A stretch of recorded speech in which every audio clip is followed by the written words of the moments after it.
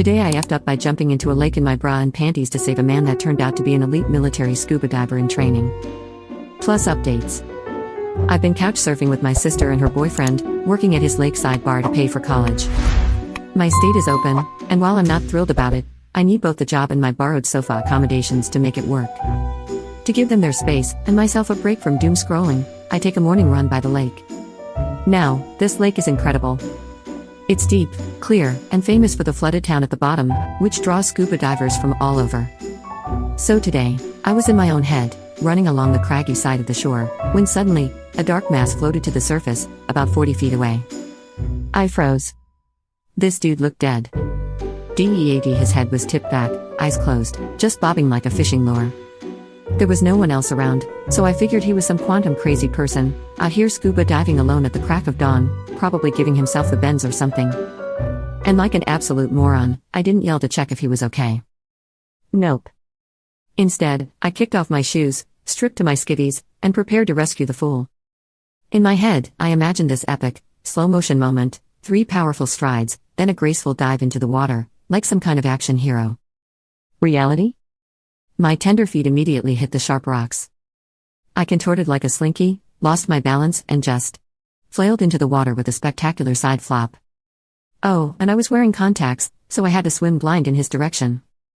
When I finally opened my eyes, he was just staring at me. Dead serious. Like I was the one who had lost my ever-loving mind.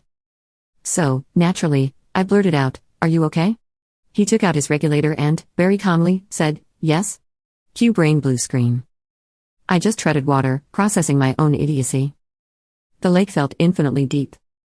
Before I could psych myself out by imagining the Jaws theme playing in my head, I turned to nope my way out of there. Over my shoulder, I yelled, "I thought you needed saving." You know, to justify why I just dramatically yeeted myself into the water. And that's when I heard it. A cough. From 30 feet away. Another guy. I hadn't heard a single sound from him. And let me tell you, my soul left my body. I flailed and let out what can only be described as an unholy scream. That's when more heads started surfacing around us. I was completely surrounded by divers, all of whom were now laughing at my absolutely flawless display of stupidity. I wanted to evaporate. The guy I originally tried to save must have felt bad because he motioned toward the beach and started swimming alongside me. Since the shore was much farther than I thought, I was trying to low-key breathe, hiding my need to suck down every bit of oxygen in the air. But the comedy of the situation hit me, and I just started giggling. Finally, I joked, "Dude, you are so lucky you weren't actually dying, because it would have taken everything I had to drag your sorry butt this far." He chuckled before offering me a tow. Absolutely not. Even if I had to dog paddle, I was not accepting that defeat. He just quietly mocked me the rest of the way to shore, which, unfortunately for me, I secretly enjoyed. Turns out, they were cadets or recent graduates from a military college, here for the summer. They'd been training in pools and were doing open water exercises. Basically, I had completely blown up their drill. My guy, yeah, I said it, was training for pre-dive school, which I later Googled and realized probably means combat diving. So, you know, real deal stuff. When we finally reached the beach, I did my best to march out of the water with some dignity, sports bra, underwear, and all, right in front of what I could only assume were some insanely tough guys. But before I left, I invited him, and his secret underwater squad, to come grab an absurdly overpriced beer at the bar later. And then, I shame-jogged back into the woods to find my clothes.